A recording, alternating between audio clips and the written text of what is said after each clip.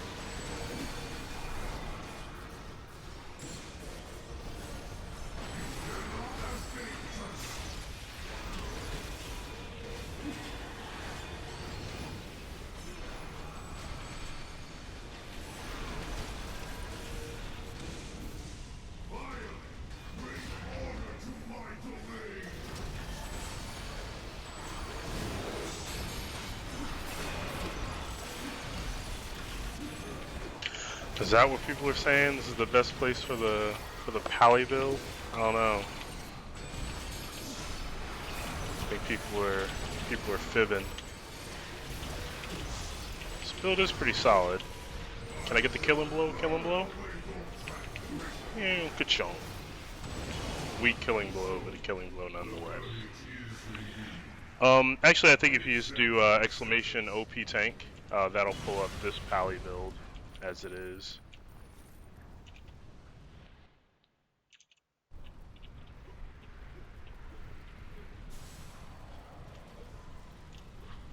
Let's actually play quite a range of characters. Probably exclamation GF for GF build, all that kind of stuff. Yeah. I'm probably being more modest than I should be, as you can probably tell. Like, I'm a pretty darn decent tank. I've always enjoyed playing support classes, but this OP tank is my fave. Alright, give me the win. He knows me. And this is a rather unusual setup as far as the spell plague run. Like, we got 2 Moths, 2 DCs, and a tank, which some people would be like, where's the DPS? But it's a good debuff comp. Like, if you were gonna run like a MSVA, like, you'd want probably this composition for your for just one team. The other team would be comprised of more DPS and quite possibly a Guardian fighter.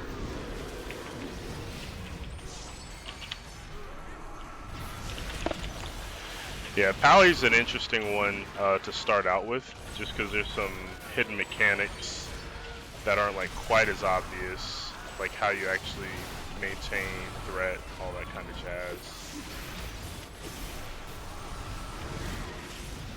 Which is why to me, there's only one build for a pally. Some people think like the middle path and bottom path are good, but if you're actually a tank, the top path is the only choice, just because of how often you'll have to use tab for Divine Call, which is what actually enforces the threat around you. Like, it helps with generating threat. And because of how frequent you use it, it only makes sense that you use it in a sense where it reduces like your cooldowns and all that stuff. So the capstone for the Justice Path is usually the best. Okay, they're probably gonna be pissed at me. I'm doing this gigantic pull. It's not really gigantic, right? There. I shield folks.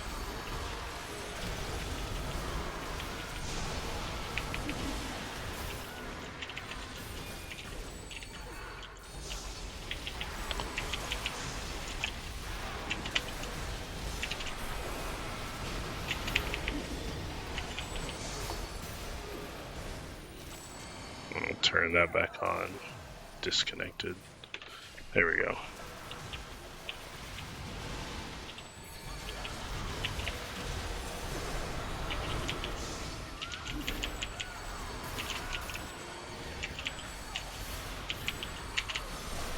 We're moving around.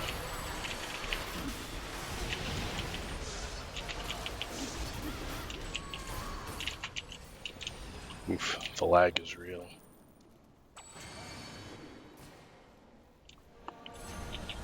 Alright, as we're all crowded around the door.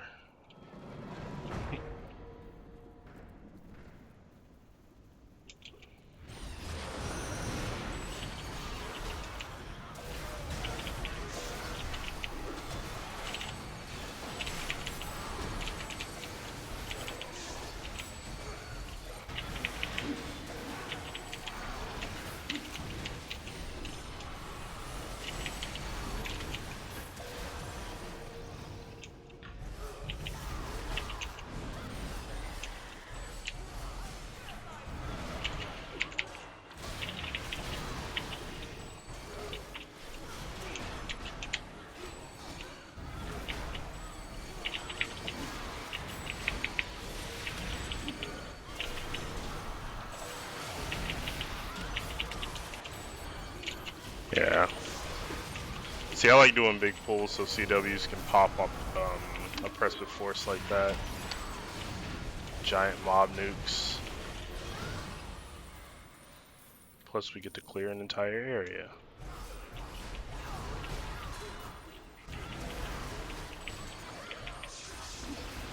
Alright, the rubber banding is real. Lord.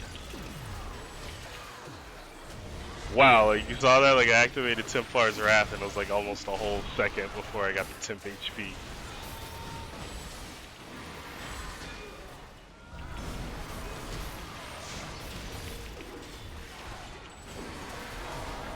Alright, we lost one.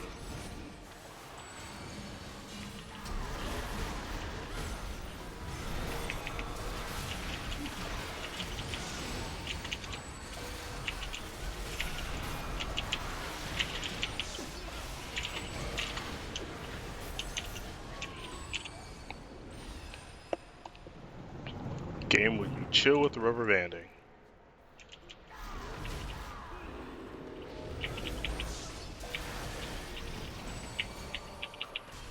You are not a tank, bro.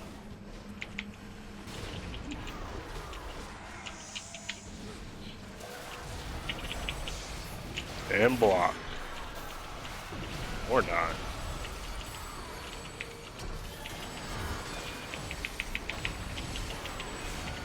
Dang!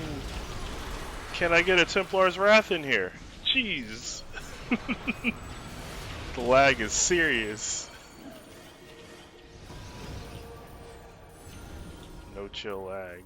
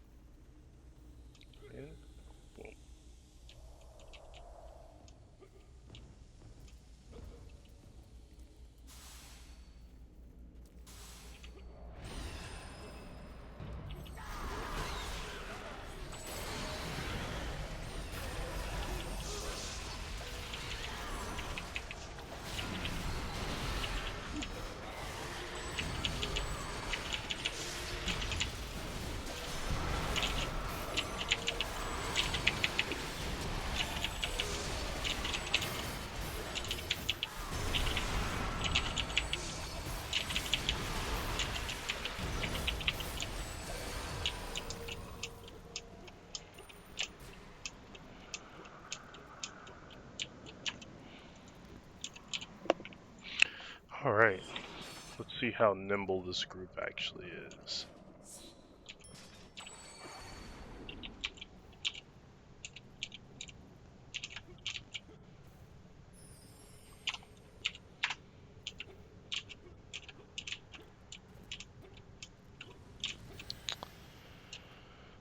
This will be the group that like jumps off the edge like 30 times. As I say that, I'm probably gonna be the first to get knocked off. It's gonna be comical.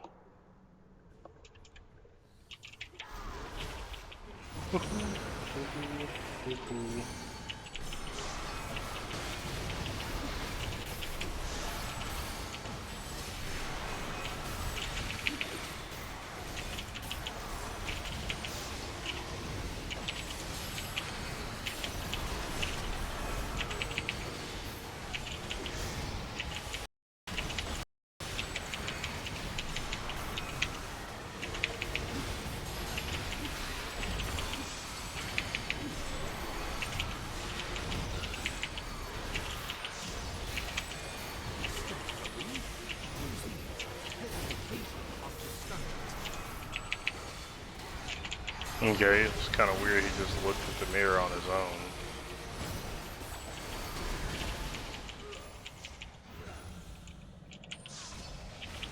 Apparently nobody decided to look away.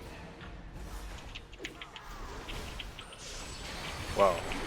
Shuffling on the ground like that, this lag is ugly. I wonder if it's the dungeon though. Some people are saying that they're consistently getting really bad lag in here.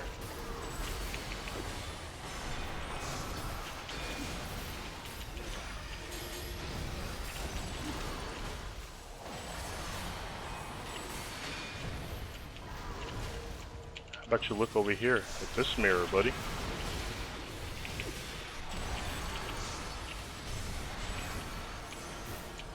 That's not the mirror of choice.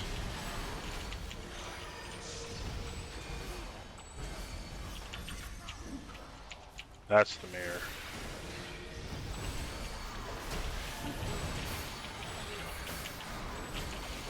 I don't even know if you can actually make him look at a mirror.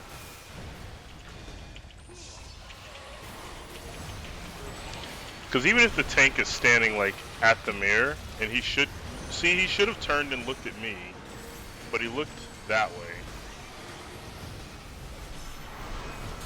It's lame. Like right here, I should be able to force him to turn, look at me.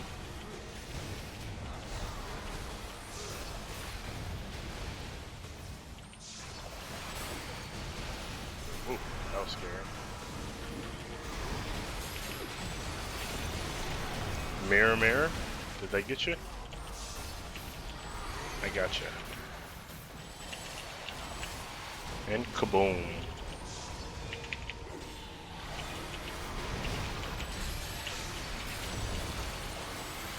And did that one get you too?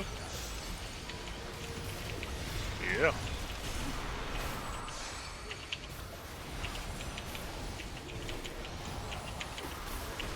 Kaboom. And hop.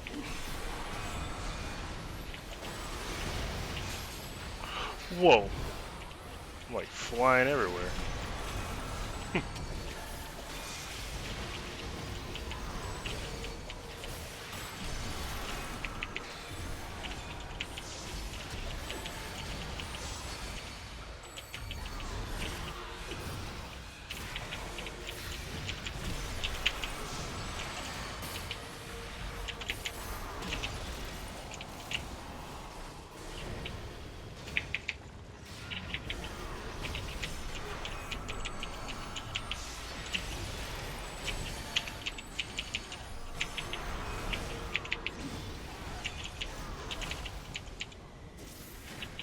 Did that count? It's not even hopping anymore, it's just like sliding on the ground.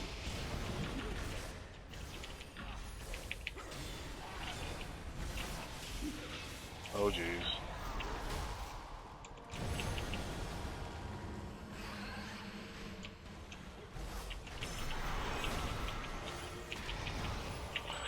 And then there were two. Alright. Here I was, I thought I'd be the nerd that fell to the ground.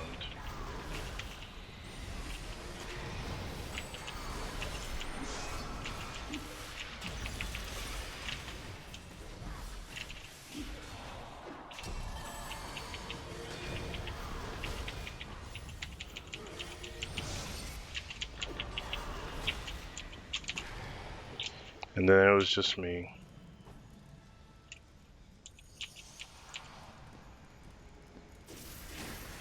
Let's see if I can jump.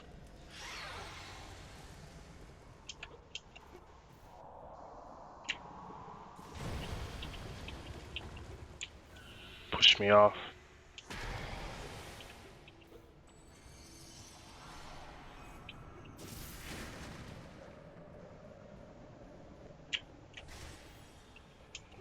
How much tip HP do I have? Goodness.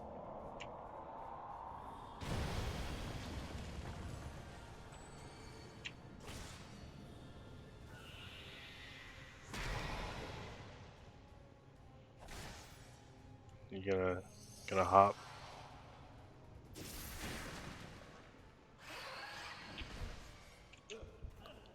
Just gonna try to see if I can jump to the other side.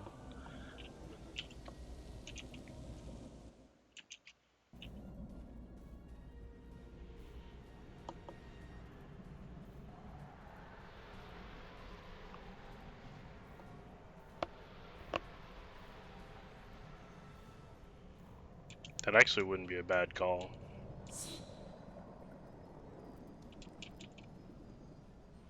Because of the stat loss, the armor pin boon is probably like the most massive. Or just armor pin in general, losing it. Okay.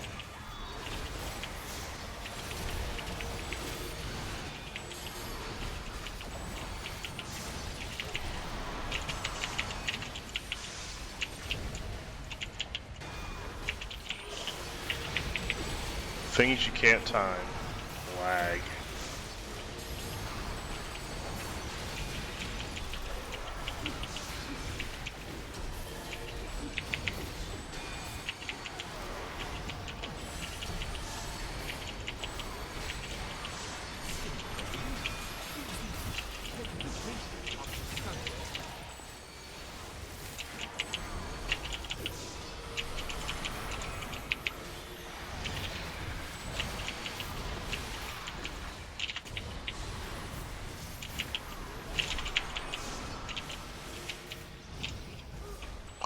Bye, land prawn. Uh-huh.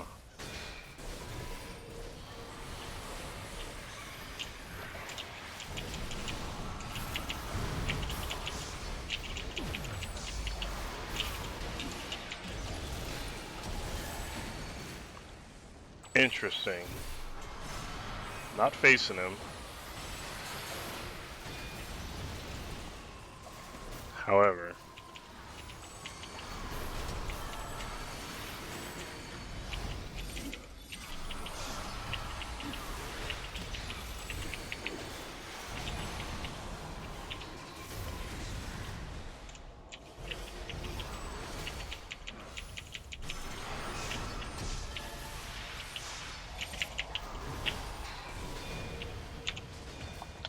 And Bones, Stronghold, Arvin.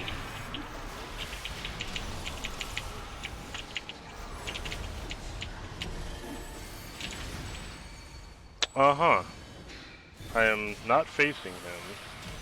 However, I am stunned. That's great. That was a nice little rubber band trick.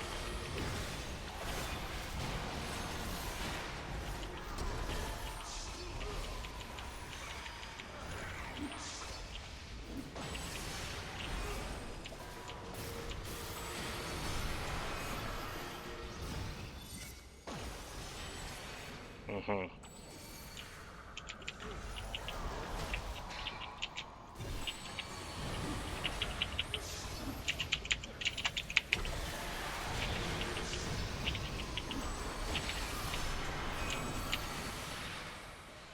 Alright. There's no recourse for lag.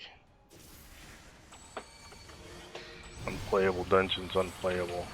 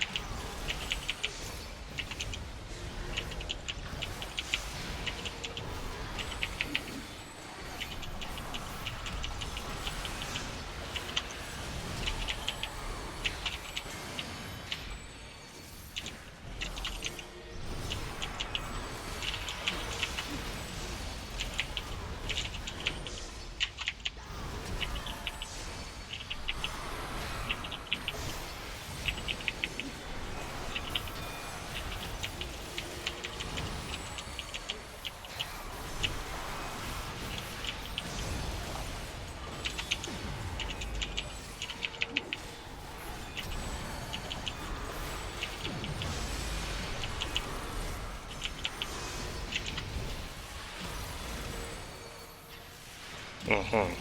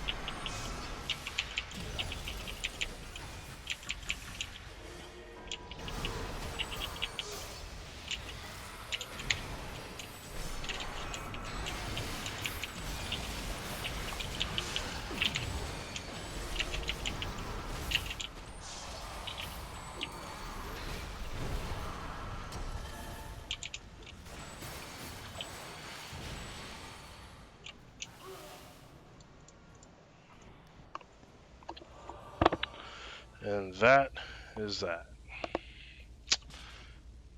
So kids out there watching, this is where people get stuck in this dungeon. You may never fall, you may never die, but you'll get here and get stuck because, well, the deeps is too low. This reminds me of when people used to get stuck at the turtle boss. What do we do here? I mean, do we swap to an iron stone? I mean, really? What is that? Ring waste? I don't know if I even have 2 rings. Wait, I think I might. Let us do some swapping.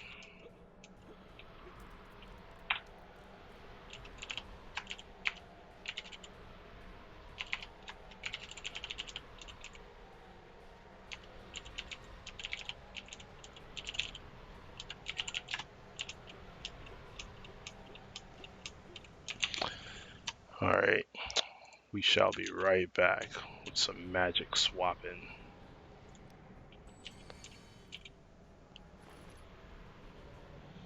Alright, we grab us a couple of rings.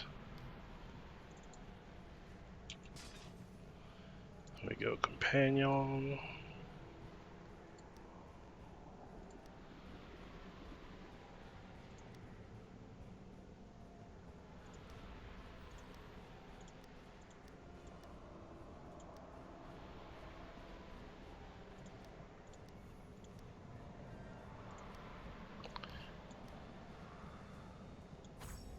Swap to that.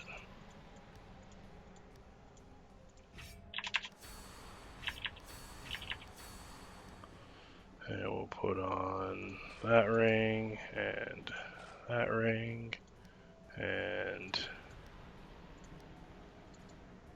that waist.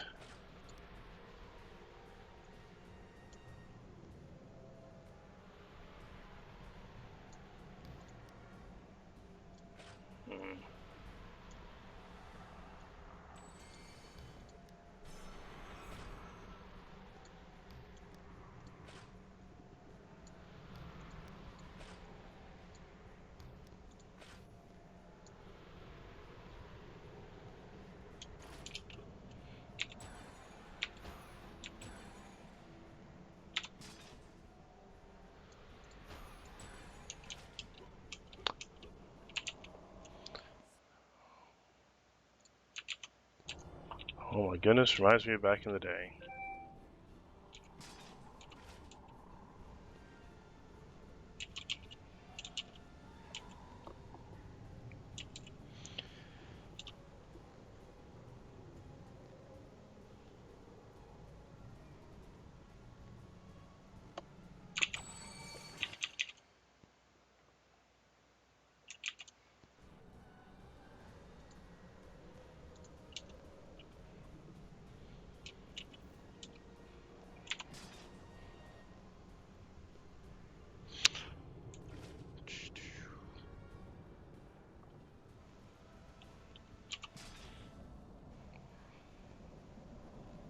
Straight power.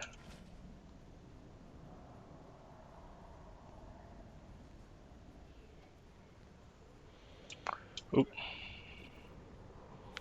I gotta go check something real quick. Be right back.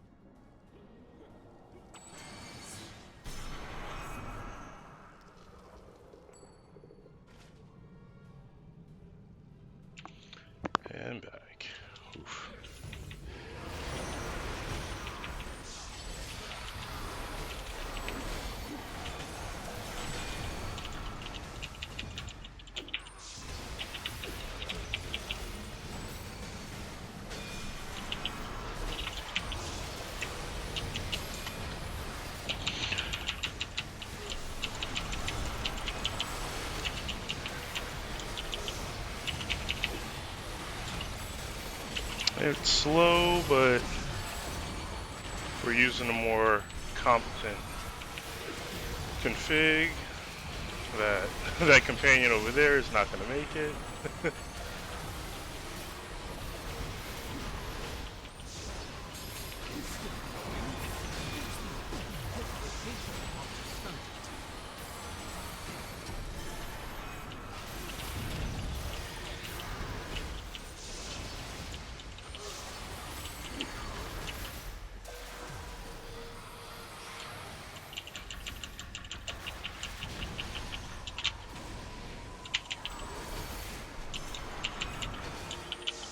He's gonna hop and bye-bye Archon.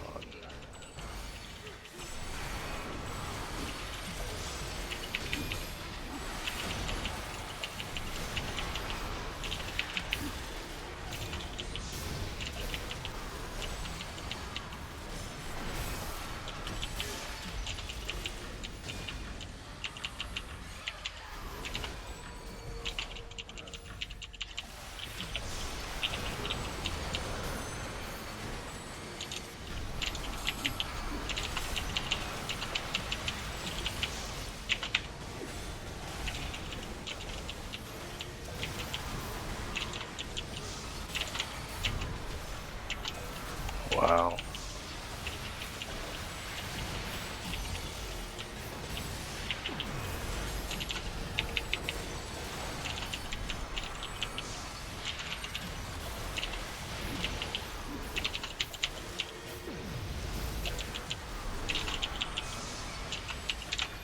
Whoa.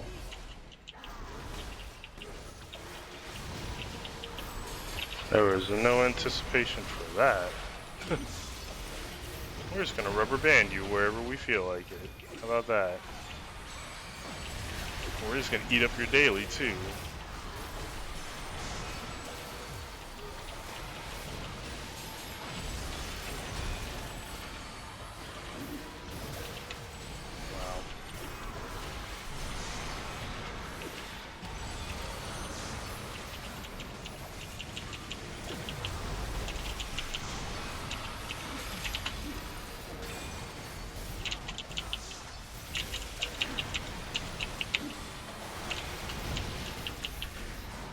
Uh-huh. Interesting.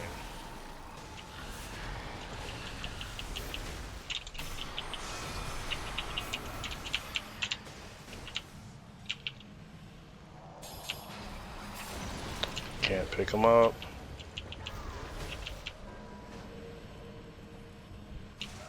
Can't get him because of lag. It's great.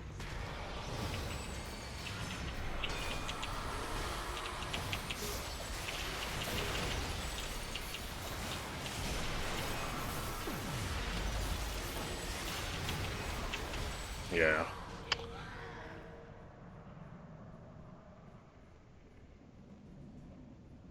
Yeah, this... Yeah, you said it best. Huge lag, not always, but makes this fight unpredictable. It's like the game's just against us.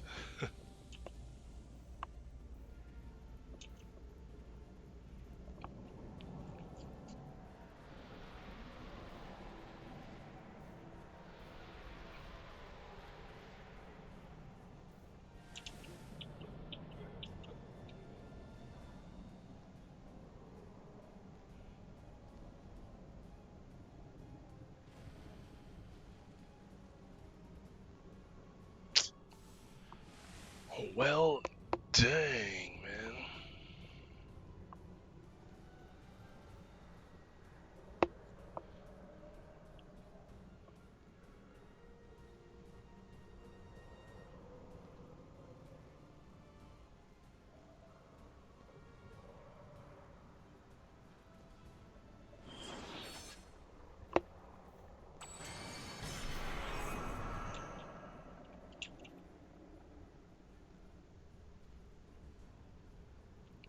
A Sprite. I'm guessing that's Bloody Mary's. Yeah.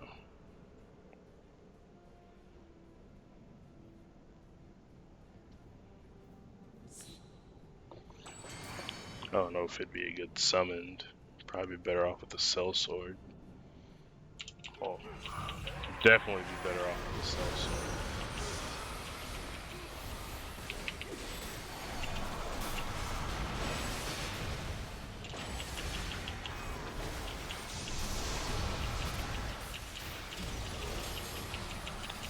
Dang, I gotta play this slow motion style.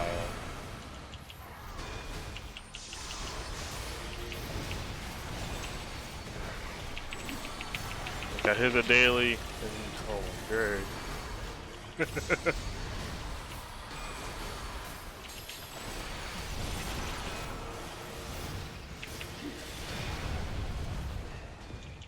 Don't even know what to say now.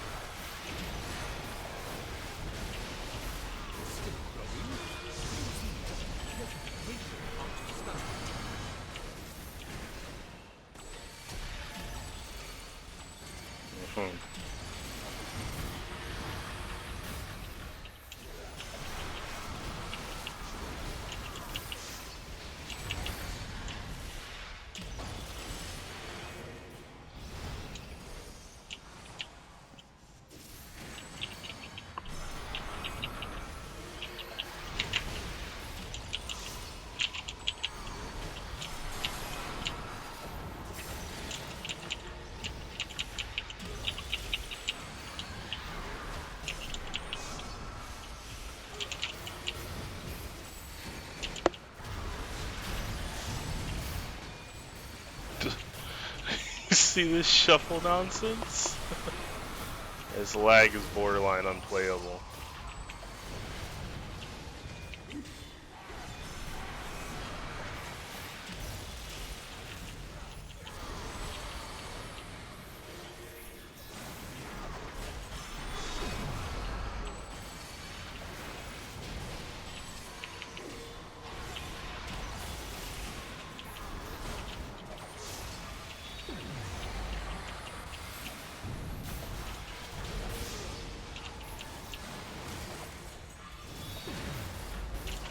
I'm only here for my blood ruby. That's it.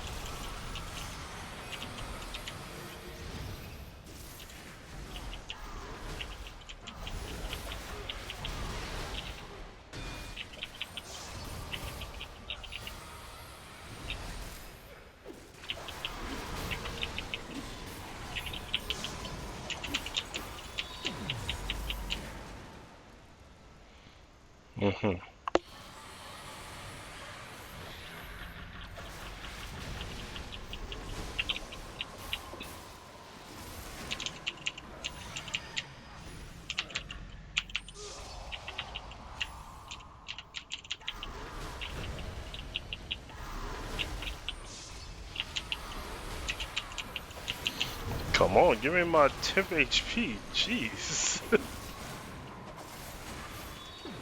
That's all I want, just to activate a move and it do what it's supposed to do. Is that too much to ask?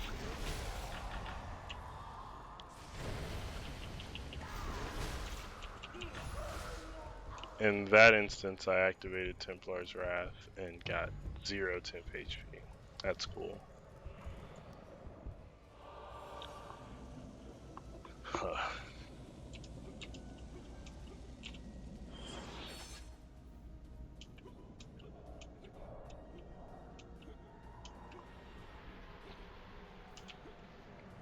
Seems like we were doing better before with companions.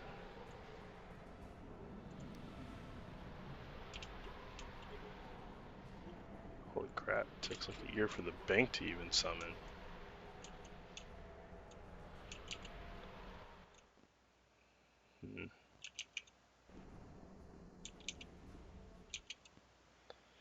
Well, I'm gonna do me one more adjustment.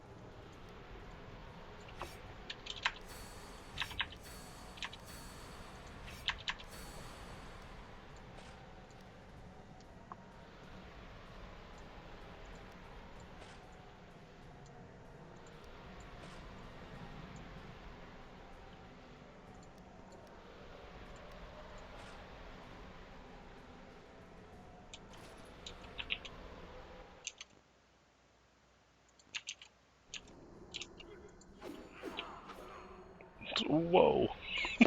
That was on one swing. I hit it one time and he like flicked it 3 times.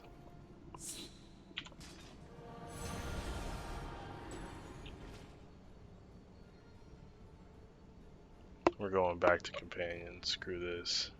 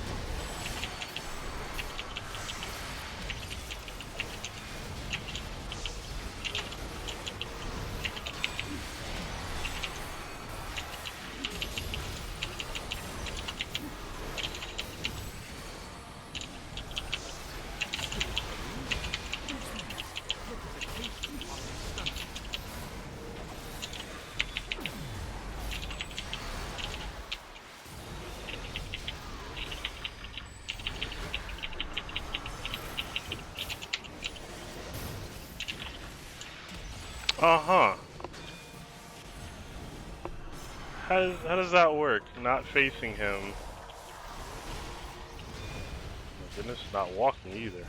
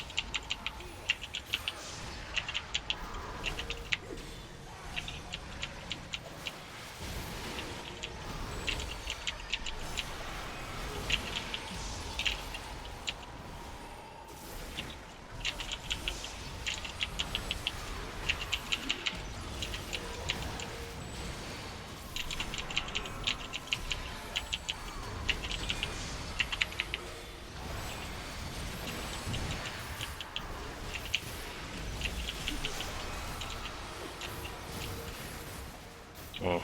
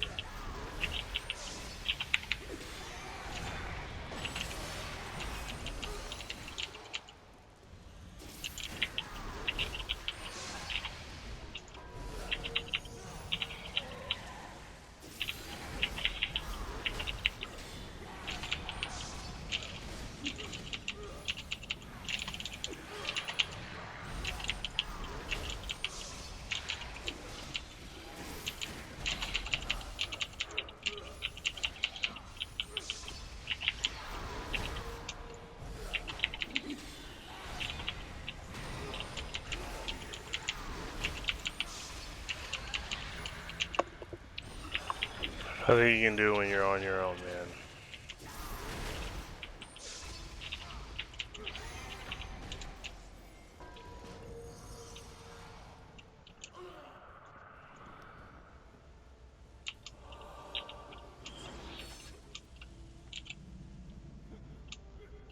Ugh.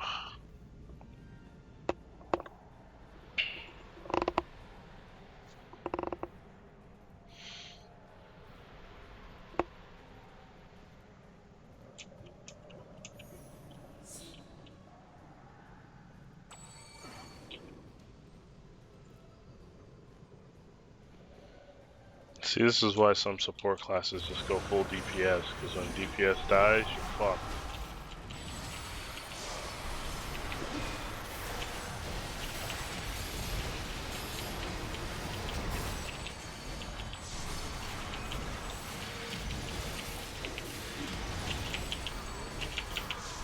That's why I don't mind a DPS DC. Just because, worst case scenario, if all the DPS dies, I still have a DC. But that's actually why I like mobs, because they at least have a chance of some lighter DPS, but once primary just checks out, then that's a wrap.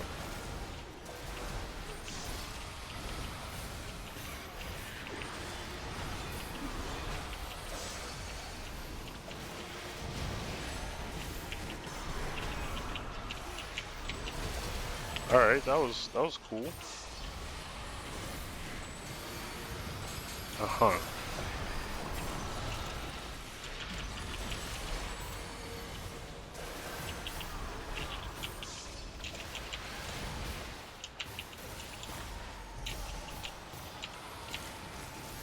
Come on, land prawn, get closer.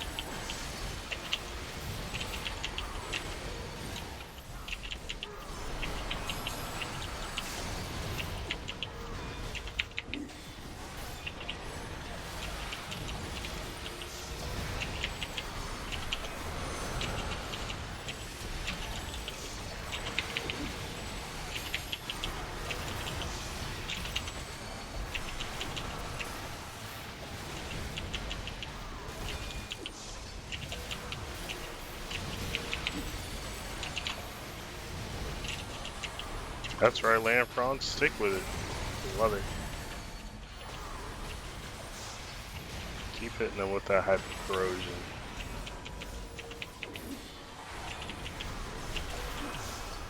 Nope, wake up. No sleeping on the job.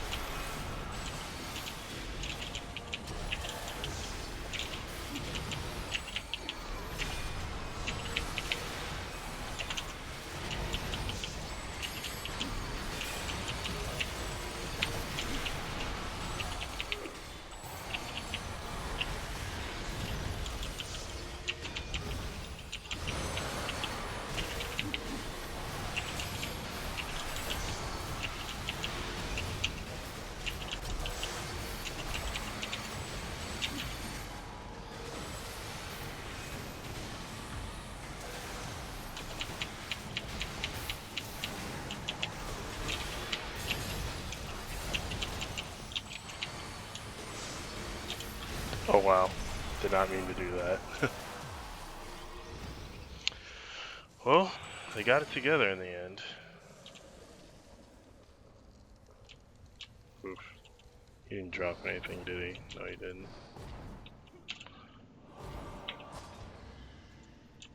Longest part of the dungeon, right there. That stupid boss fight.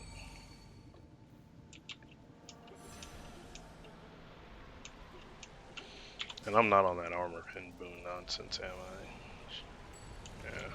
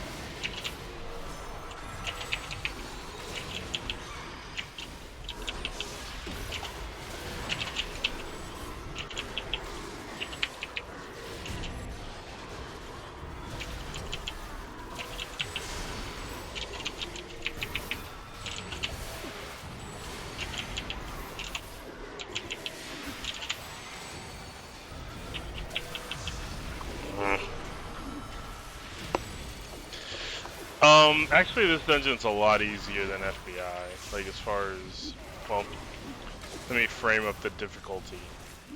This dungeon feels a lot like CN, like where you just go mob to mob to mob and just kind of clear the dungeon that way.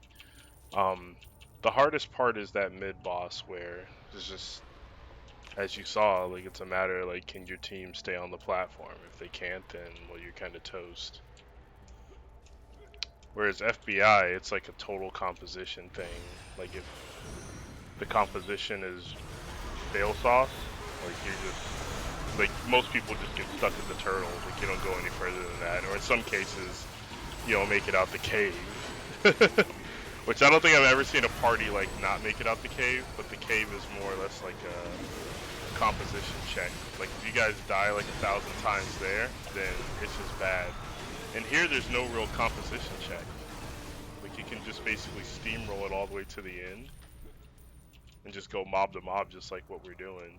And there's no, like, actual check to see, do you guys have the right stuff? Because you could do this to 5 glyphs. I mean, I wouldn't recommend it, but it's a thing you could do. Alright, would we like to go grab another tome? It is over yonder. Yeah.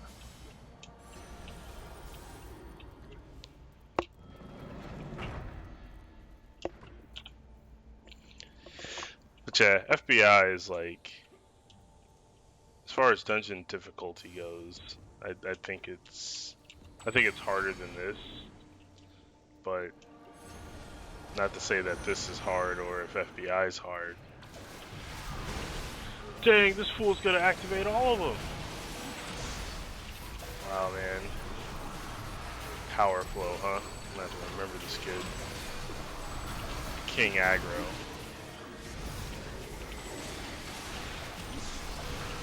He aspires to be a tank.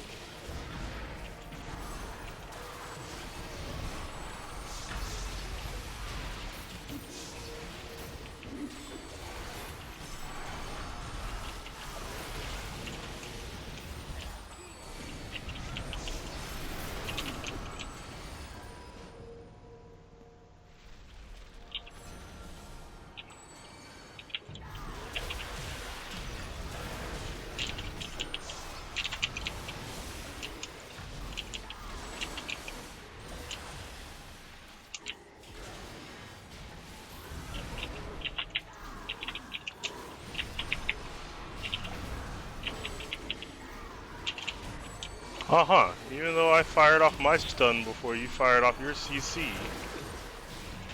Oh, never mind. Rubber band. Lag. It's not your friend. It's nobody's friend.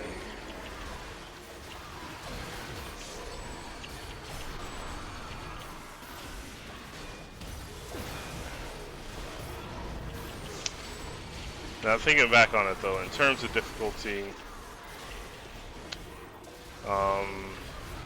this dungeon can be harder because of the lag. They smoothed out some of the stuff in FBI so it's not as bad going up the mountain. With this stuff, it's like the entire instance.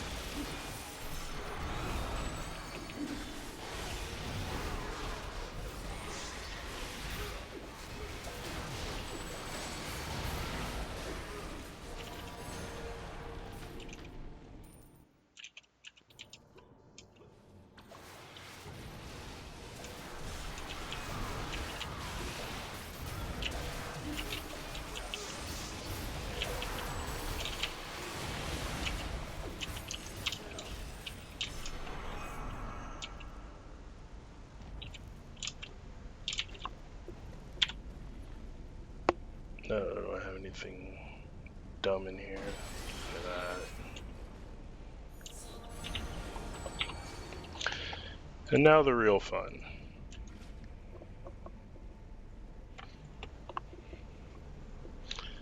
And then I gotta find a group for MSVA.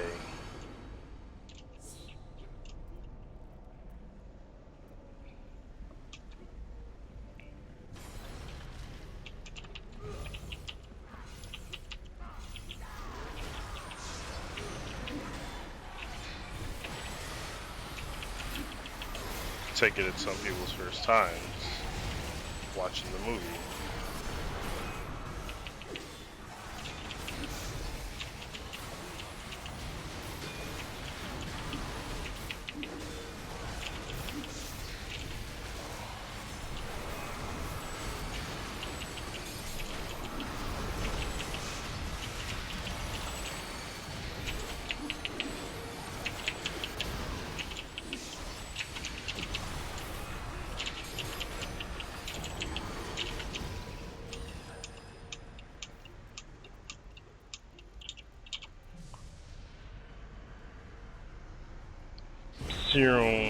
Pew, pew. Brilliant. I go weary of your face.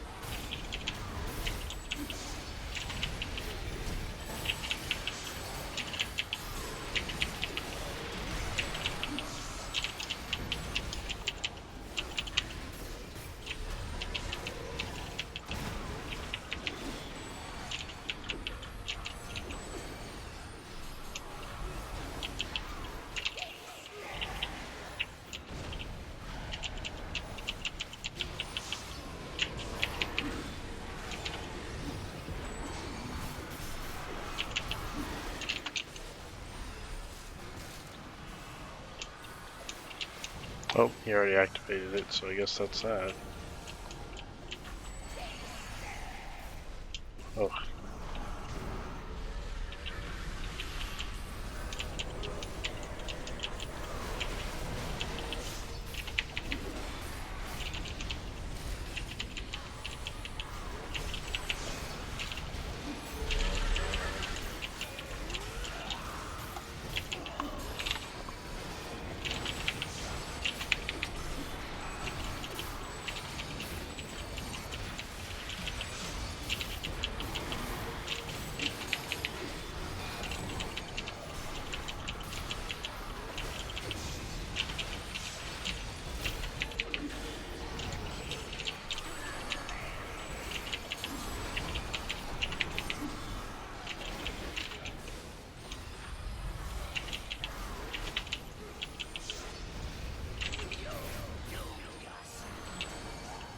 Alright, everybody get a portal.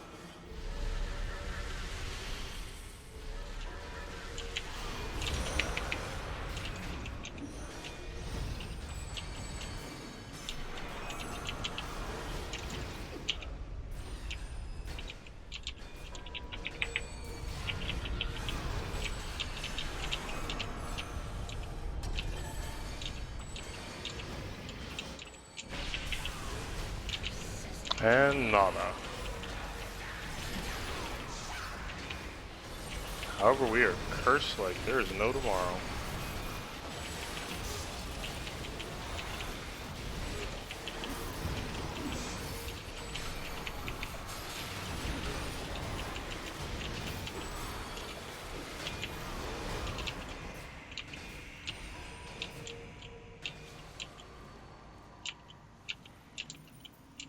Yay! Rank 6, yay! Open the box. Campaign currency and seals, yay!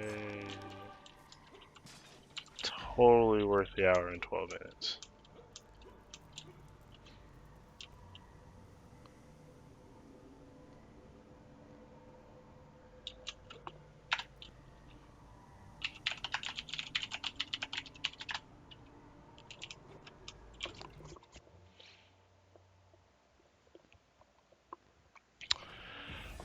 Well, there was that.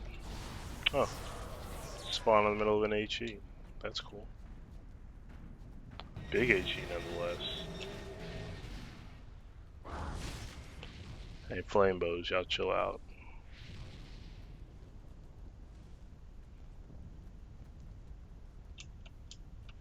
This fool got a fragmented key of the stars. Oh, dang. That's the only reason to run it. You got a fragmented key of the star and a rank 7? Psh.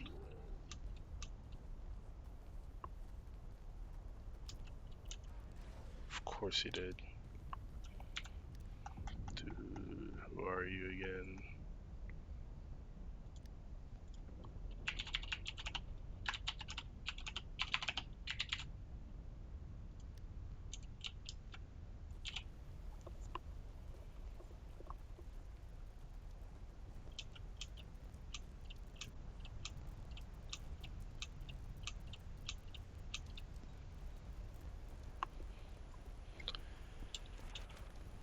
Sure, on that note.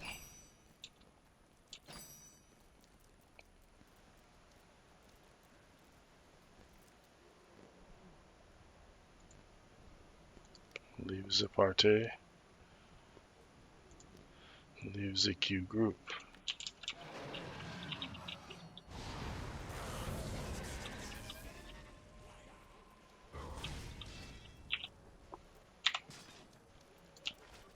Can I make the wall? Can I make the wall? Can I make the wall?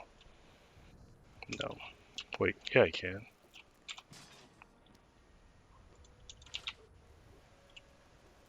Kaboom and kaboom.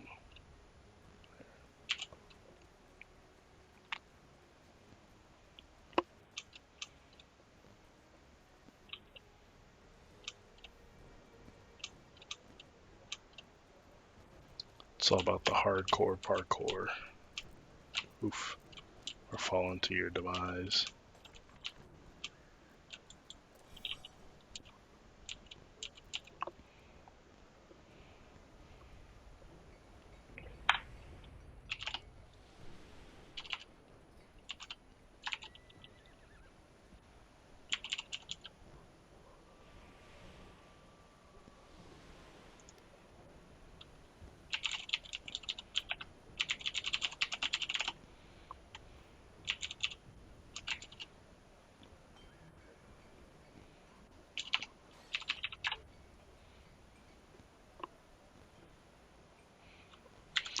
What are people up to these days?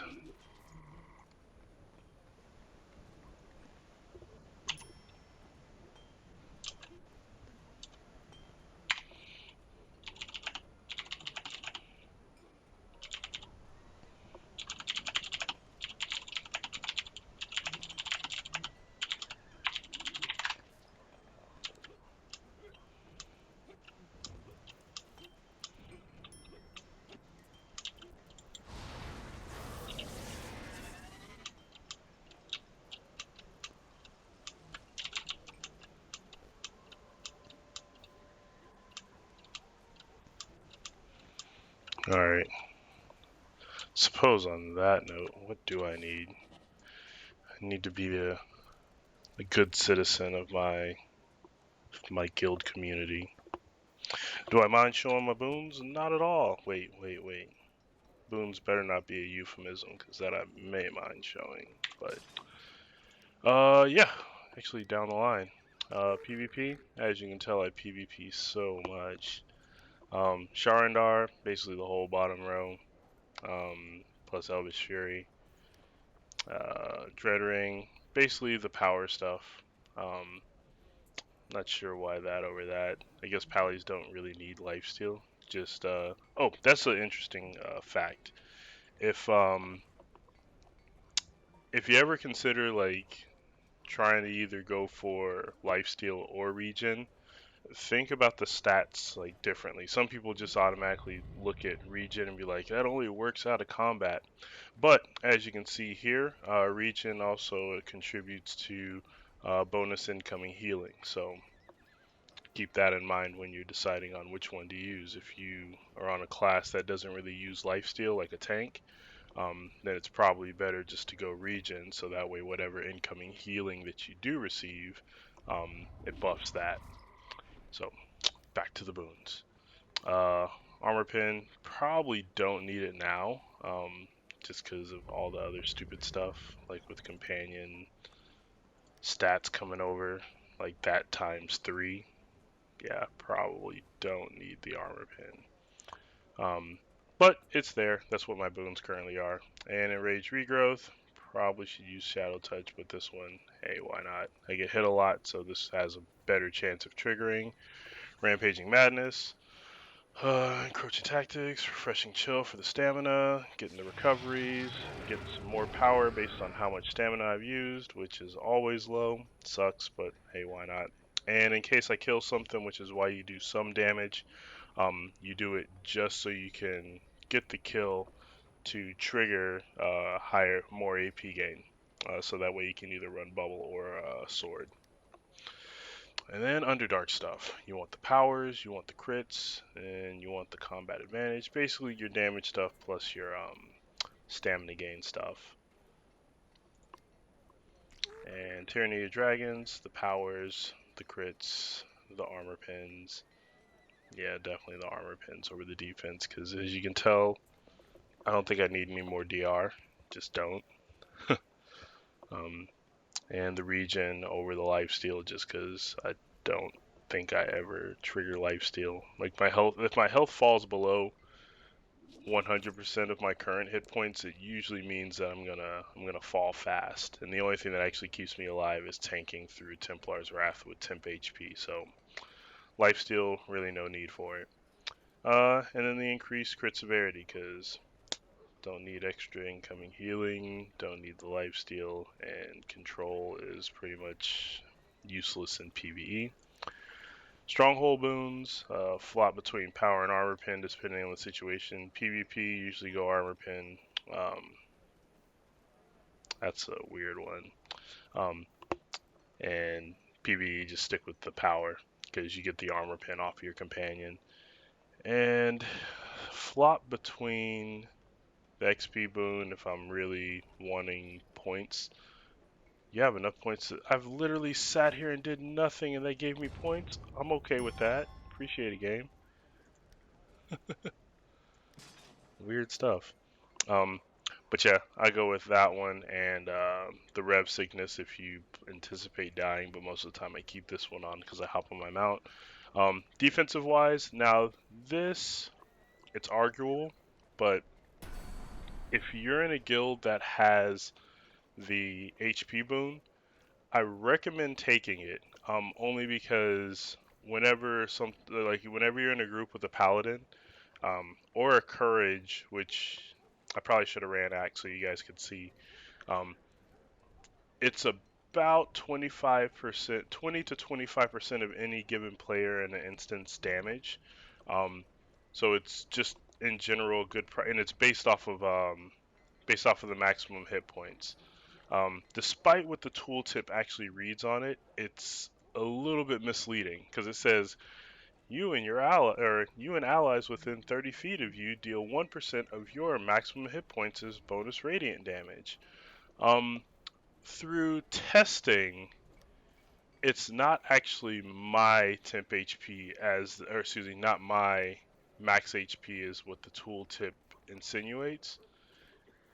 It's actually what your HP is. So if your HP is 100,000, well, you're gonna get 1% of that as bonus damage, which is gonna be 1,000. So in my case, I get 2,000, 2.04k additional bonus radiant damage to anything that I do. Probably an easy way to see that is if I like looking at this, it's 1.6 or excuse me, 16k, 19k. If I swap, let's change or to vengeance. Now we come over here. Do you drop? No. I'm guessing it's just on the weapon then. Yeah, that would be my best assumption. Or it may just be in fact delayed. Who knows? Or yeah, this is probably contributing. Too many things happening at the same time. It's weird. Anyway, but yeah, I would suggest taking that if you have a paladin in your party. If not, then if you're DPS classes and do lots of hits, lifesteal buff's usually good for you. But if you're a hardcore tank, then go ahead and go with the defense boon for survivability. So like, um, Guardian fighters may stick on this one because if they really need lifesteal, they can swap to fighter's recovery. But in this case, my build, I just stick with the HP and because I don't need the lifesteal or the defense. Because I defend with my temp HP. It's my constant shield. And then Maze Engine, incoming healing stuff, combat advantage, and AP gain. It's all about the AP gain. And some additional crit. And after that, it's the elemental evil. So we grab the power, we grab the regen. Some people take the lifesteal stuff, but as I explained earlier, it's dependent on the class. And recovery, well, it stands to reason I like my cooldowns and my AP gains, and additionally more recovery.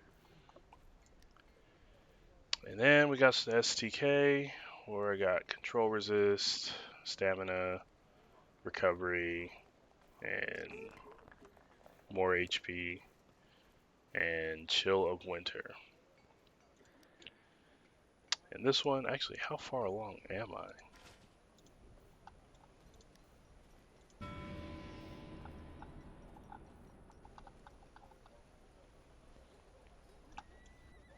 Oh wait, so tomorrow I'd have all the boons. Huh, interesting. So yeah, for that one, let's go back. I took the recovery over the lifesteal, as explained earlier. And this one I took the AP gain over the CC effect, just because I feel like people can use more AP than they can CC.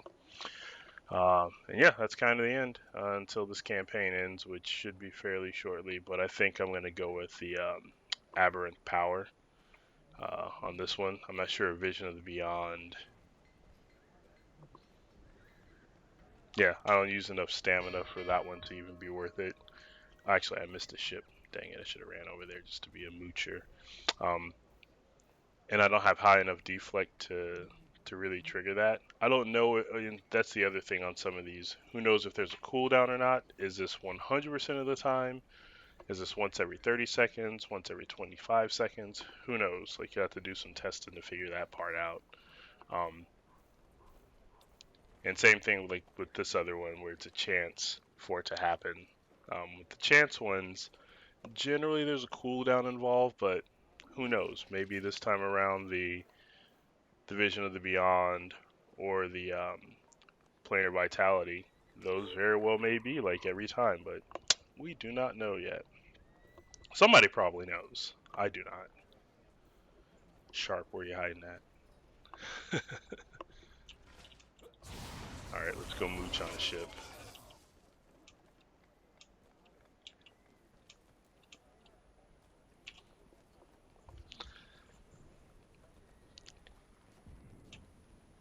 Yeah, I've been really lazy about putting together a build video.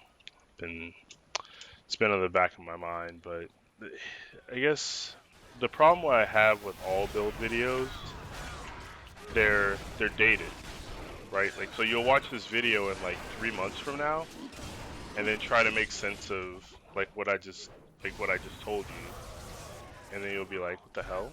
Like, why? How come the stuff that he's doing isn't working for me now? It's like, well, it's a completely different game.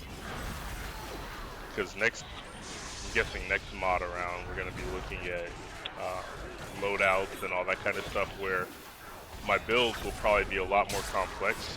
Like, I'll probably have like a loadout flip for this and a Healadin, or both Tankadin and both tanks, but one's a DPS tank, one's a full like AP game buff tank. Like, who knows? And you could buy multiple loadouts, so I'll probably have something like 4 or 5 multiple loadouts. One for PvP, or actually 2 for PvP and 3 PvEs. And I did some testing on loadouts on preview, and they feel good.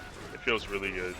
I'll have to see like some interesting things that happen while you're in combat trying to trigger them, or if you have certain powers, or not powers, but artifacts equipped while doing certain swaps, like what it does to stats.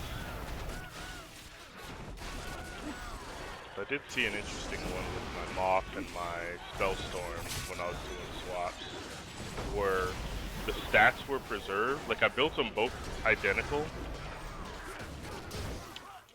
but I made a few changes to where I was getting like 6,000 more power on my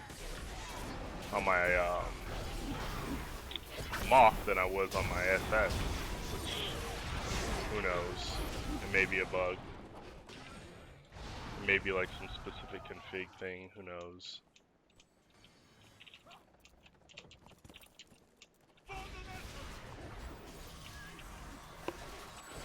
Oh, sorry, Bruno. I didn't mean to ignore you. I saw your message earlier, but I was talking builds. I don't think Neverwinter is a pay to win. It's a, if you want to get through this stuff fast, then yeah, you could probably buy your way out of a lot of it. And if you see like some of the items that people are running around with, if you don't feel like waiting for it to drop or spending other currency, like, you can buy it out essentially with 80 if it's on the market. But there's some things that you're gonna have to grind for. Like these weapons, you can only get them play for it. Same thing with the other weapons, the relic weapons, the relic gear. So there's a handful of things like you'll still have to play to get it. But as far as like the time it takes to complete it, that one you can probably get through with just buying. But I don't recommend it because that's so expensive. And if you're playing the game to have fun, or if you're just playing the game to get all the things, like, you have to make that decision. If you just want to get all the things and not really have to grind for the experience, or just seemingly waste time, then maybe buying out is your option, or like it's your convenience. Just for me, like, I don't know if the value's there for what I've seen some people pour out. Because my build, like, especially looking at this gear is like pretty bad. This is probably gear from 4 mods ago? Let me think about that. How old is this? Yeah, that's about like 4 mods ago. So the current, like, best in slot stuff. Oh man, I'm still in combat, so I can't.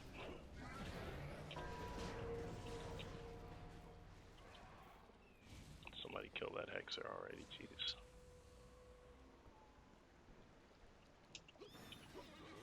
Or don't. Or don't. Just leave everybody in combat. Holy fuck, bro.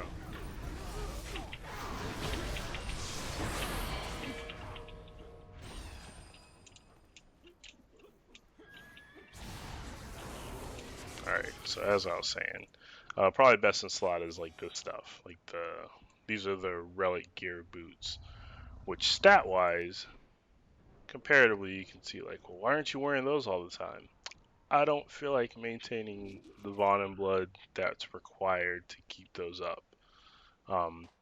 Not to mention, as you can see, like I lose quite a bit of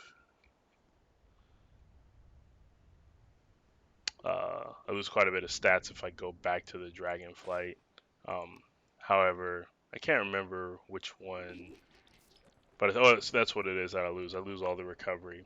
However, my recovery is probably fine, so it may in fact be worth it. Some people would say that it's worth it for me to use this gear, but don't know yet.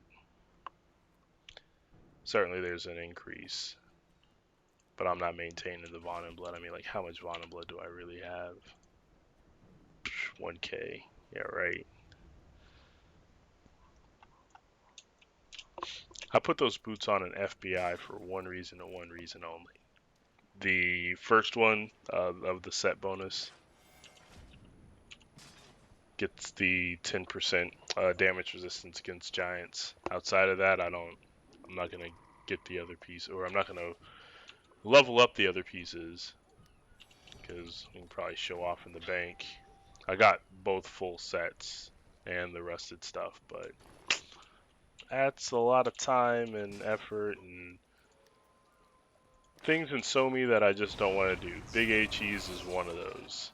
Like I told myself, I'm not big HE and I'm not fishing and I'm not treasure hunting.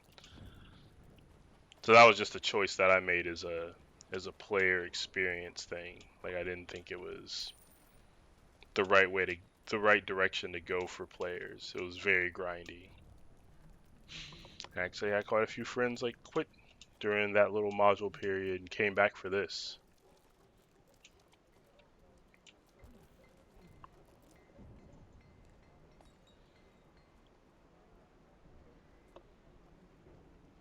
Yeah, see at least Black Ice was manageable. That Vaughn and Blood shit, I was just like, you're out of your mind. Like even with there's some stupid item that they give you. I forget what it's called. Something endurement. Yeah, this thing. Or yeah, the endurant permafrost where you can keep using it and it's gonna take your Vaughn and Blood consumption down by half. Like, I don't know, man. Like even down by half. It still means I gotta grind for it. No thank you. Like once I'm done with that area, like the dailies and all that other stuff, I really don't want to go back there. There's only a handful, especially like an area that doesn't look that great. Because let's face it, that area doesn't look good comparatively to some of the earlier areas in the game. Like, I like how Velosk looks. It's just a nice looking area that they spent time in. Like, they actually spent time designing the area. Like, the entire experience from this side of the hill all the way up to getting up to the Grey Wolf Hills themselves. See, that's actually where you do the Grey Wolf Den boss fight out of that mouth, and the entrance to the cave is right at the base of the the wolf. But I like how it's just this wolf howling at the moon, and as you progress through the area, there's certain points that you go through that have you looking back up at it. See, like an area like this, just for sightseeing, I wouldn't mind coming back through here because it's just nice to look around.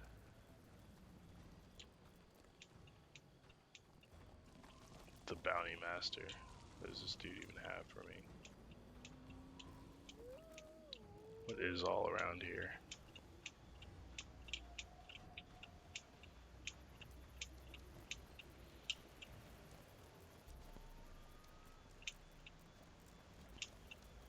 So you got these little camps and stuff back here. Time actually spent on a map. Somi is just, there's even elements from other parts of the game that you're just like, why is this even here? Like there's things like from Dreadvault. Like if you did like the Whispering Caverns area, like those big old cubes and things like that. Like it's just scattered around Somi in so many places. You're just like, why is this even here?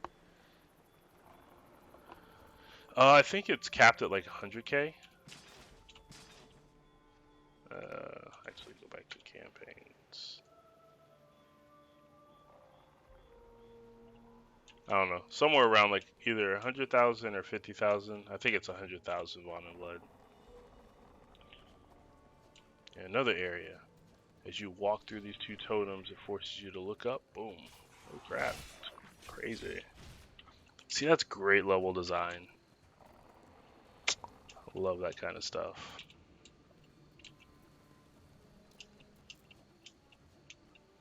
It's kind of coming through here, looking around. Just getting past all these little crags. And here we are at the base of the mountain.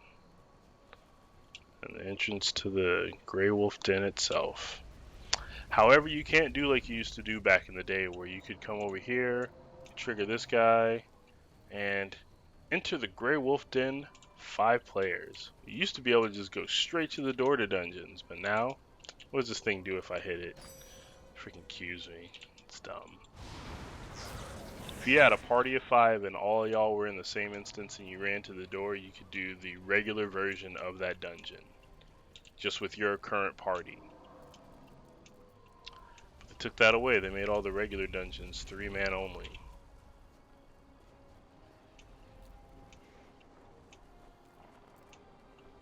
Bah. Anyway.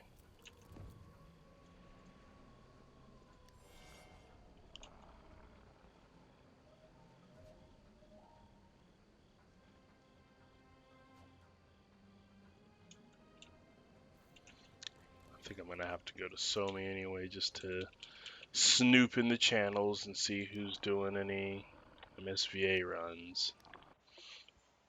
That seems to be the thing. Because I want my blood ruby and I want it now. Actually, looking at the time, guys, I have probably not enough time to run an MSVA. Because I do have to take a break and do some household things. But I should be streaming here later on tonight. It's actually surprising that I'm even doing any midday streaming. It's totally outside of what my normal schedule is. But I had just a little bit of time to hop on. Would I say the game's improved since when I first started playing? No. And I actually thought about that before, like just saying no. I don't think it's the current game in its current state's not an improvement to when I first started playing it. Most fun I ever had was everything before Mod 6. After that, I don't know what happened as far as like the design team, but definitely they took some directions, such as like one, removing content, two, changing up like features, flagship features of the game, like the Foundry. I just don't even understand like why they nerfed that into the ground. Made players who actually spent time and effort into creating user generated content, which made the game like endless. Why they destroy that? Like that's a community that they can't bring back. And that state of the game thing, I thought it was actually kind of funny, like when Thomas had said that they'd like to see how it's being used now, because it's kind of hard to like get a gauge now. Like, it's like I gave you this really, really nice car, this really fancy car, and then I busted it up, and then I fixed it and said, okay, guys, you can have it back, and then expect to do a survey on that fixed, busted car to find out like how well it's performing. Like, you can't even compare it to like what it was before. Like the data that you would get out of there would just be like of little to no value.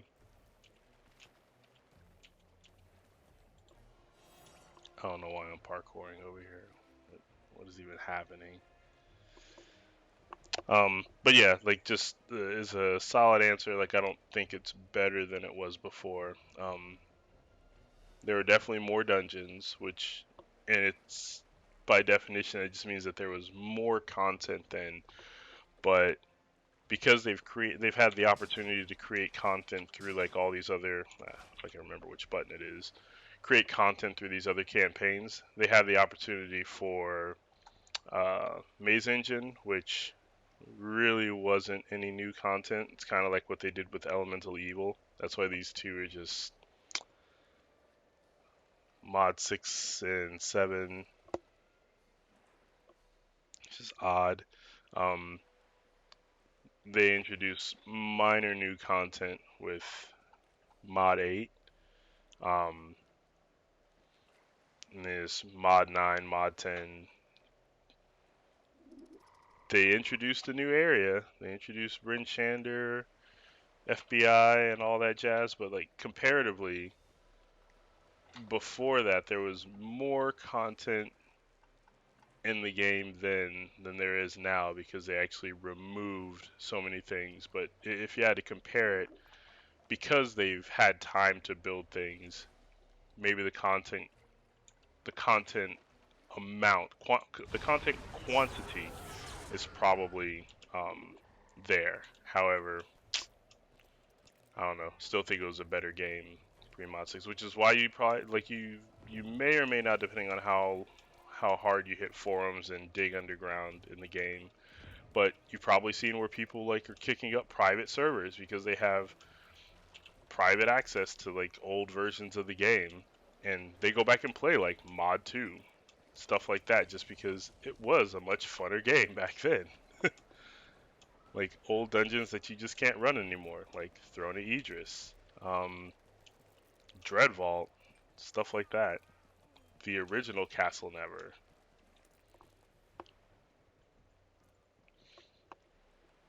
Yeah, I wish I could say the game is improved, but it definitely took a huge step backwards. Um, no doubt that there was just like financial influences involved on that one, but whatever the financial influence should never impact the user base, or it's just in general like your consumer base. Like if it's to save $1 here for what it cost operationally to maintain, if it was the thing that you gave people, like that was just poor planning to give it to them to begin with if you knew it wasn't sustainable over time. And that's kind of like what some of the features were that they discontinued, like the gateway. Main reason they said like they couldn't dedicate resources to keeping it up, but that's probably a front for another reason why they turned it off. But we won't get into that. Um,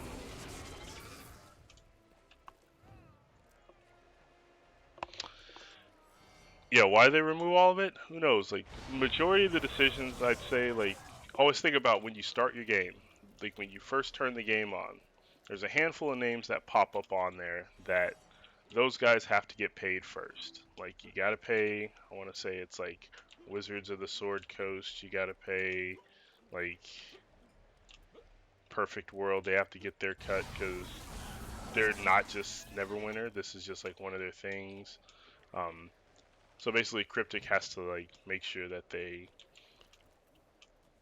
adhere to all the requirements for distributing this content to the players, so that the primary investors are getting like what they put in. Like if I said that, hey, I'm only buying into this if you continue to give me these things, and as long as they keep giving those things, and if those things don't line up with what the people actually want, then oh well, the people just got to eat it. And if it comes a thing that, oh, this is just something that the company can't maintain, well then the players, the user base in general just has to eat it. That's like any consumable thing out there in the world, like software or hell food. Like you'll go to a restaurant and there's a thing that used to be on the menu that you used to love, but you come back in next month and it's like, hey, where's that freaking sandwich that I really liked? And they're like, oh, we had to get rid of it. Well, why? Management reasons. Who knows, man? Well, do y'all still have the ingredients for it? Yeah, but we can't put it together for you like that. And you're just like, I can see that you have all the ingredients back there. Can you make the sandwich for me? Nah, we can't do that. And like, there's no like physical reason why they can't. They just can't because, well, as the restaurant, that's not part of like what everybody else bought into. So the patron just has to has to just deal with it. And this company is like no different. It's just whatever happens, happens. But that doesn't mean that I don't like running dungeons, because obviously you see I like running dungeons. I like actually just yapping. um, I like mashing buttons. I like tanking, that kind of stuff. But I'm not gonna like quit the game unless the game takes like a horrible, horrible direction.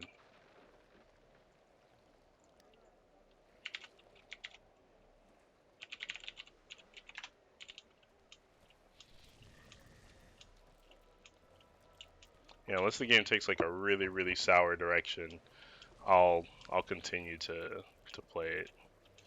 They'd have to do something completely off the wall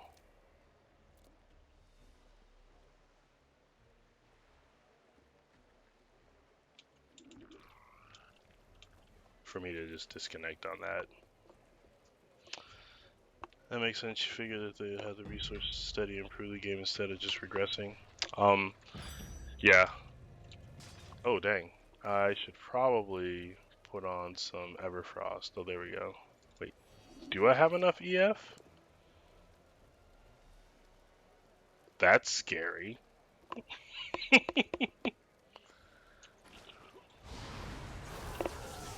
Oh, I didn't have to do anything and I have the Everfrost resist. One would think that like they wouldn't walk backwards and like have a thing that they used to give everybody and then just reel it back. But that's what happens, at least from what I've seen. And this is just historical across like major software developers. Like I think, if you could think back like on the, let's use the PlayStation 3 as like an example. Um, that's a system that I've never seen like any other hardware in existence lose more features as it existed over time. Because a lot of things like you would think it's only going to get better like from the software perspective, but the PlayStation 3 was unique because they originally tried to make it fully backward compatible on both like using like hardware to do it. Then they realized like that hardware solution is too expensive over time, so they stopped manufacturing certain models. And then it was still a PlayStation 3, but the next ones that came out, um, they did it through software emulation, which caused lag and all kinds of other weird things. So they had to remove that complete feature. And then there came like this whole like hacker fear when one of the flagship features of that product was that people could install like a separate operating system to it. But then they removed that later on. And they just kept like removing feature after feature. They removed like certain playback functionalities. That was literally like the first hardware that I'd seen, in a long time anyway, where it just lost features as it existed. And that's kind of like what's happening with this game. Like it just loses features over time, which is bad for any company. Like it's almost like a bait and switch, and that's a lot of people demanded like I want my money back because if you look at these ads, where these ads completely show this feature, which is the reason why I got it, um, and now this software patch, like you're removing it. So I feel like I just got baited into buying something, and then you switch the product on me at the last second, like after you got my money. So that's really bad business practice. So hopefully, a lot of these companies out there. Wait, hold on. Are we good? Am I good? Yeah, hopefully a company like this one doesn't make any more like decisions like that, just removing features, because especially if it's anything that's advertised, like, oh, check this out, you can do this, this, this, this, and this, and here's some market items that you can do that with. Now, at this point, wait, I can buy one? Oh, I think I already have one of these. At that point, like, I'd make the conscious decision to be like, oh, okay, I'm totally gonna buy this thing because they said that it does this.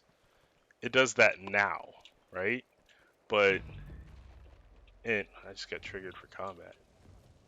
Triggered. No, that means that you're eating my Vaughn and blood on my boots. Why? Why, game? Why you do this to me? And if I go into this water, I'm gonna get hypothermia. Okay. But yeah, I just hope nothing like that occurs, because that's just when a company actually fails. Because you'll just get everybody asking for all their money back for some dumb decision that was made to remove a feature.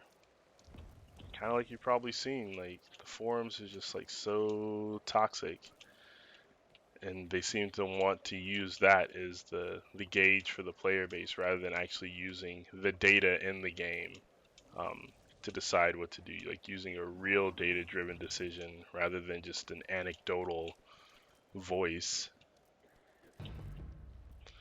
What is this? Will I actually die in here? What is that? The game killed me. For what reason? Just a nice pally taking his land prawn for a walk. And here you are, some hypothermia. I guess it would stand to reason that you get hypothermia anywhere, right? In the sea of moving ice.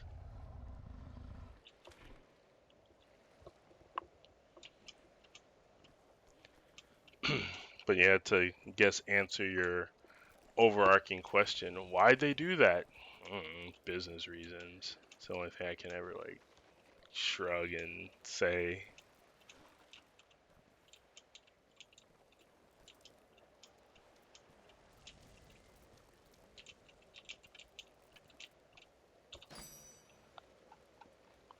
What on earth's going on here, guys? Right, who's holding up the party?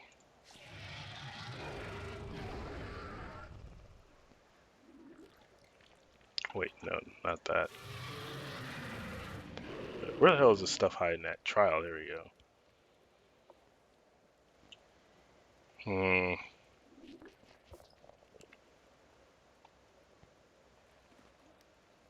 Hey there, CW, you taking a nap on us? You got 10% there.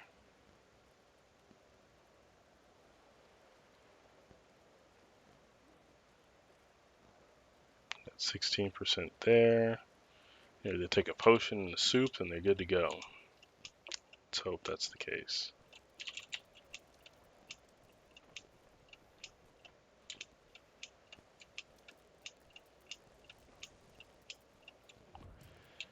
Oh man, yes. Now everybody's taking bio breaks. Kids.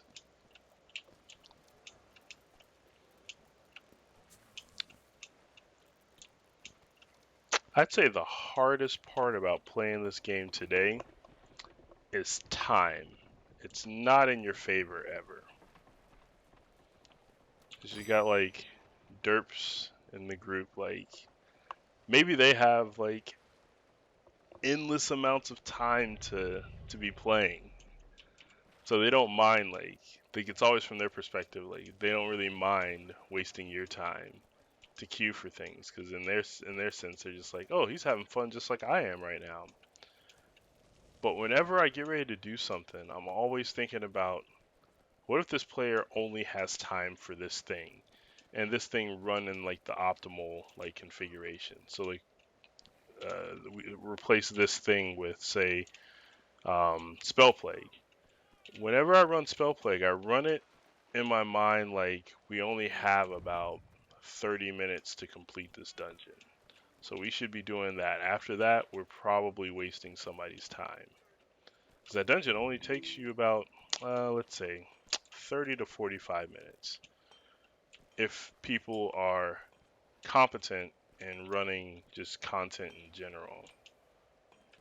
If they're not, then you're looking at like probably the run that you saw earlier, where people falling off edges and dealing with lag, or quote unquote lag, not swapping to right companions, even though it's probably not their fault for using the companion, it's more the game's fault in the way that that dungeon's designed. But overall, like not adjusting to the content. So there's that, a player not adjusting, which then just wastes people's time. In a desperate attempt to, I want to run the content, even if I am not actually prepared or geared for it. And some people probably look at my item level, it's like, you're only 3k, what is this? 3k and he's running Dragonflight? Who is this scrub?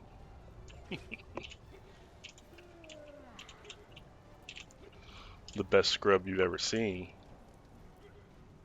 Well, that was slightly laggy.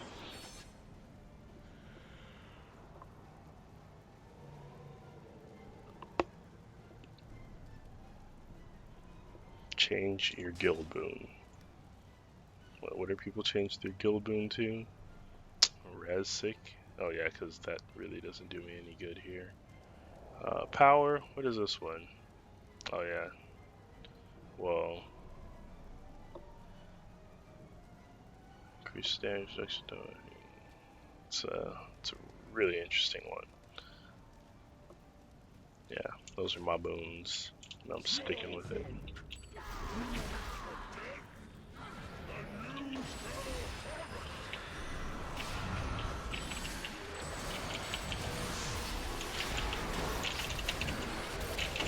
Oh wait.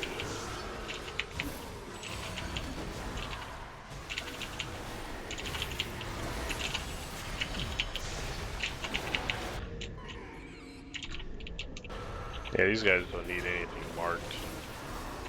They're just killing it faster than any buff can handle.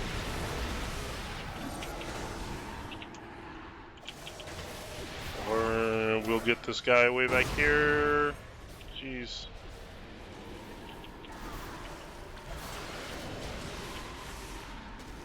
I guess that's the other thing.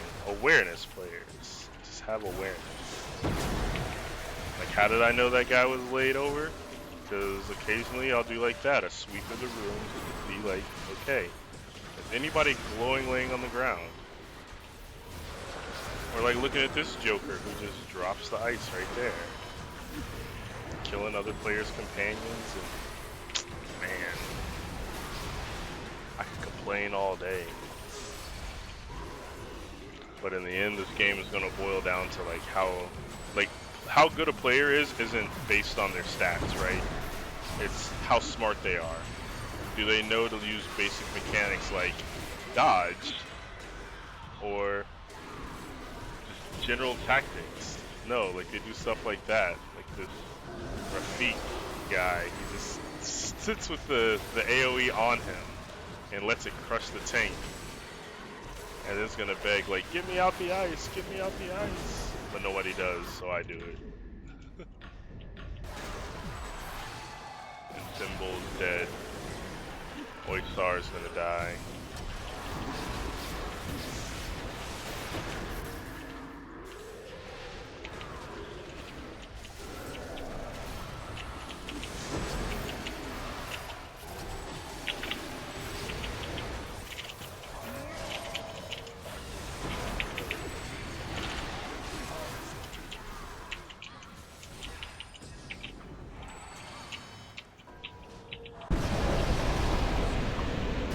Okay.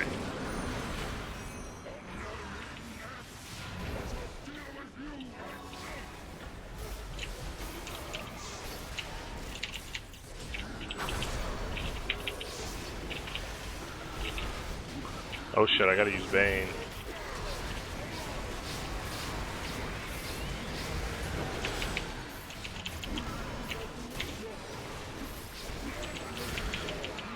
Don't ever recommend that, guys. Swapping powers mid-combat.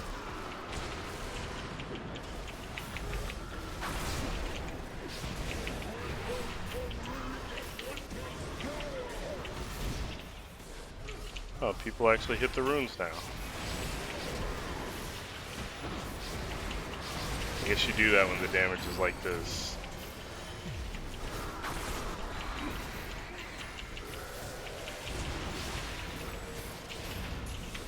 Lampron, wake up.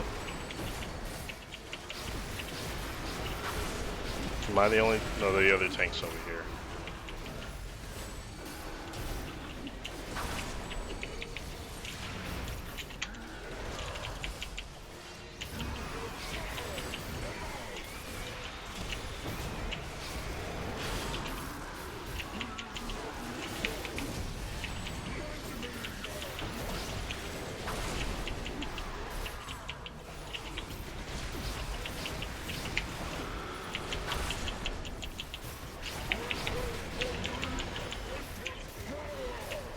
Block.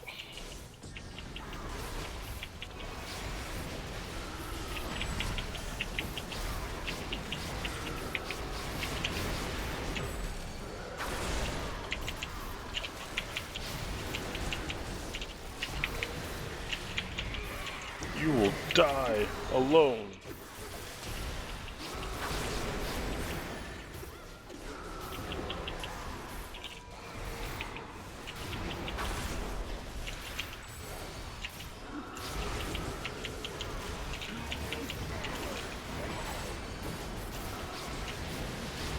Block it.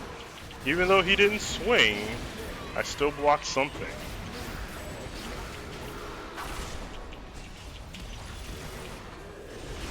Gotta love animation lag.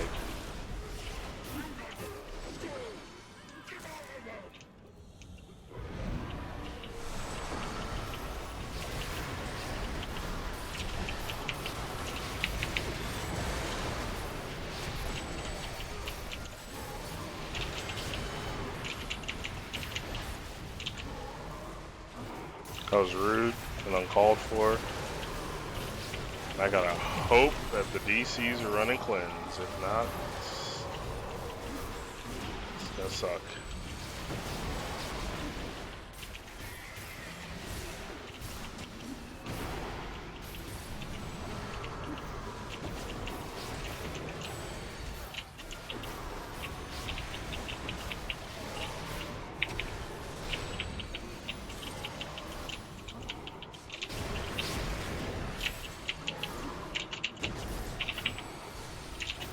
Anybody gonna get Rafik in the middle there?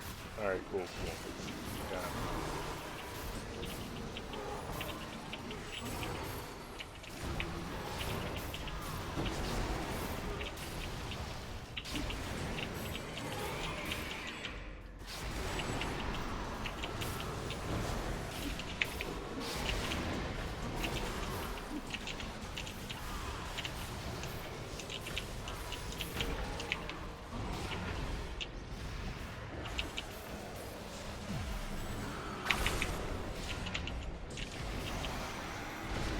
Why would you try to do something that only a tank can do? And ka-chunk. Yep. Bad times.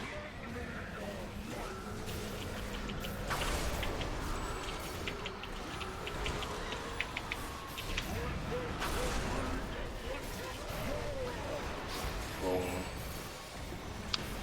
Can't get the bonding.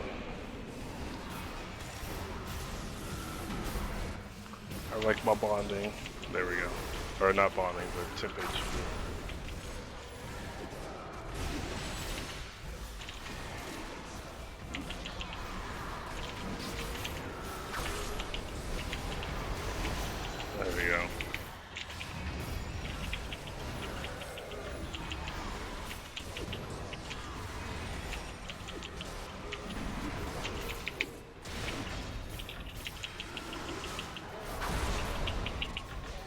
Yeah.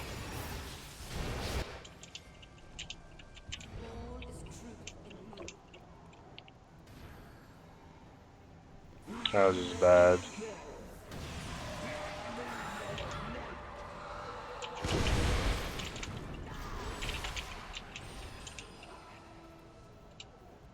It's DPS playing with like no companions, no bonds. What's going on here?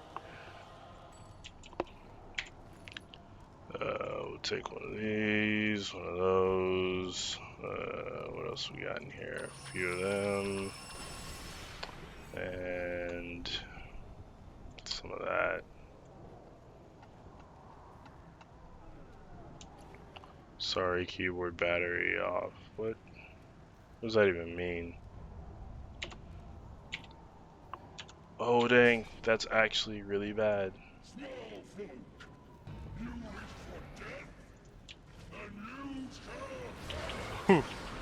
Losing 10% of my defense probably had something to do with that. I was like wondering why am I so squishy.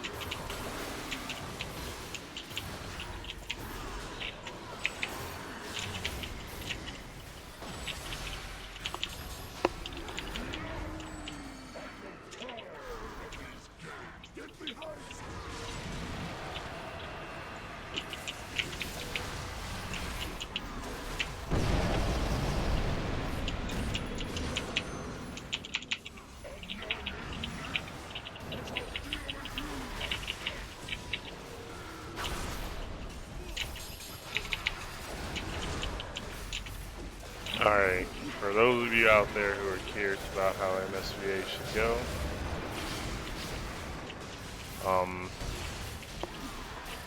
DPS should be on the wider side of the room, tank should be on the throne side of the room.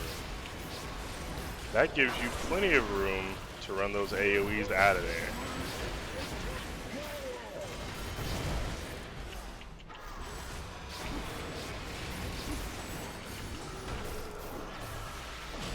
Everybody jamming themselves in the corner. Don't know if that's a great plan.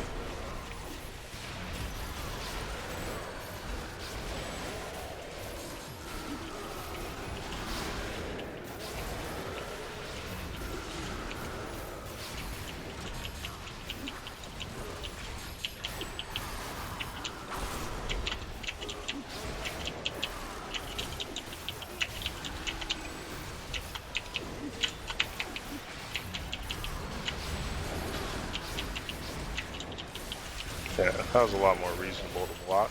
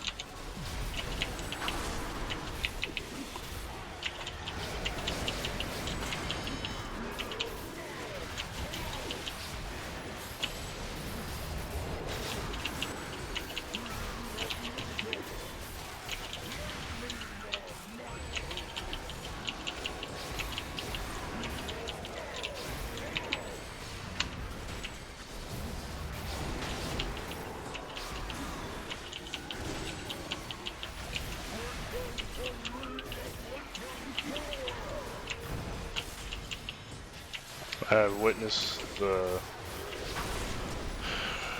Ring of Winter's power. That's all it has. I am unimpressed.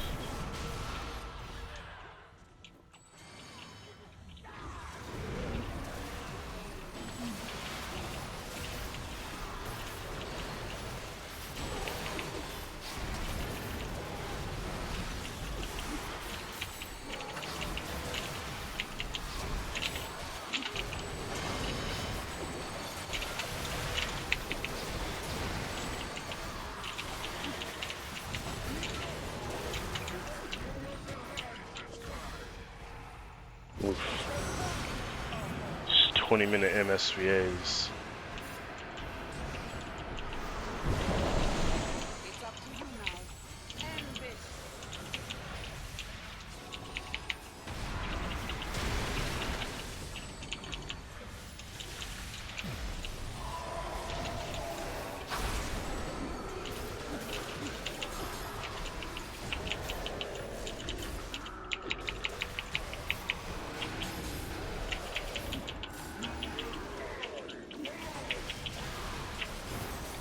Good block. Good block.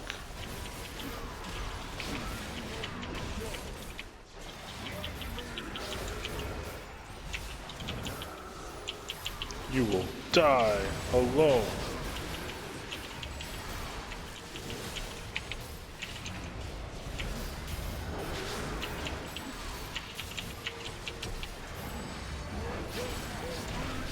And I tried picking him up and died. That was just bad.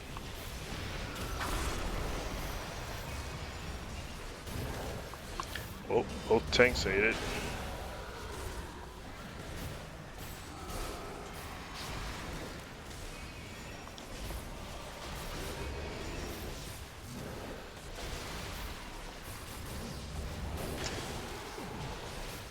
Well, Fivo better just stay alive. With his fighters recovering.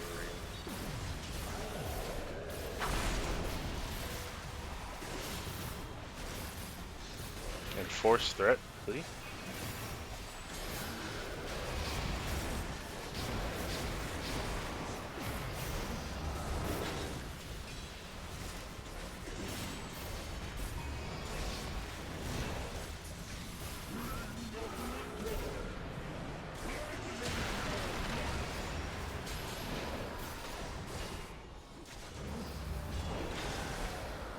Yeah, dropping ice on the Guardian fighter is not the best way to keep him alive.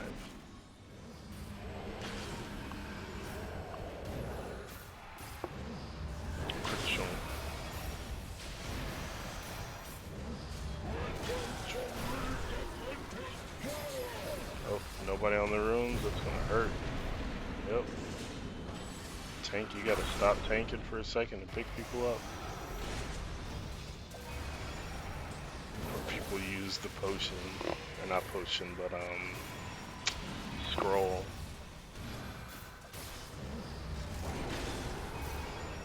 Yeah, he couldn't take that hit.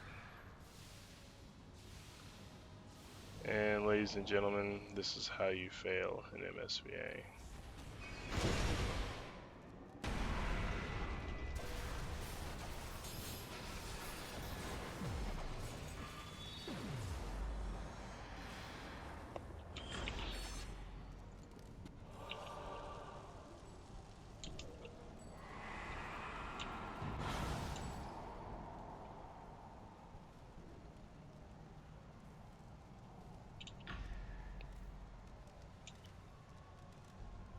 And the door slams.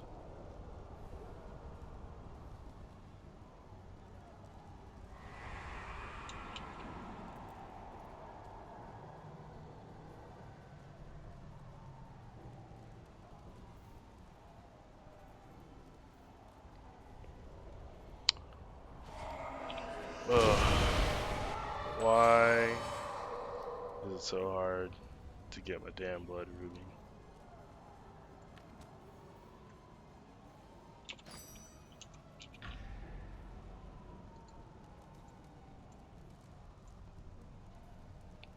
Jesus, bruh. Bruh.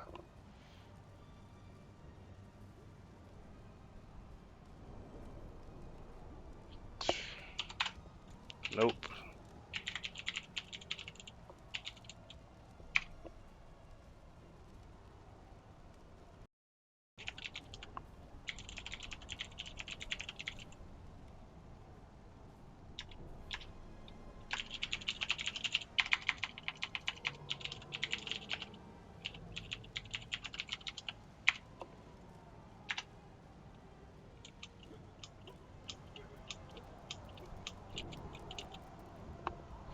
Well,